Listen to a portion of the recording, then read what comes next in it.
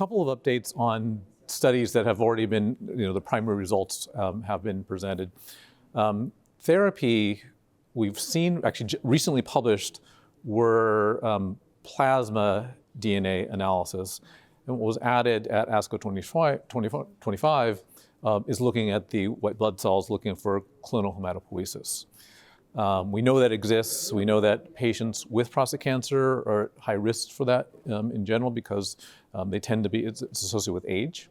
And actually the assay was used, baseline clonal hematopoiesis or CH rates were actually, in my opinion, quite high. They looked at baseline as well as progression samples. And both arms, half was chemotherapy, half was lutetium PSMA 617, both arms, there were clones that tended to increase, but there was a higher amount of increase with the lutetium PSMA. So it probably be due to selection, and some of those were in the DNA repair, such as CHEK2. There's also some high risk for MDS that was there.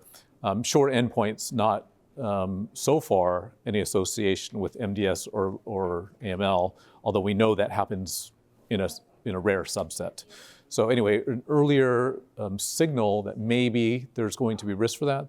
They did not look at it associated with anemia or any other cytopenias, but I think it'll be interesting to look at additional follow-up. And so one thing that happened during ASCO 2025 is a press release for PSMA addition, which is at diagnosis lutetium, where it expects some patients to live a decade.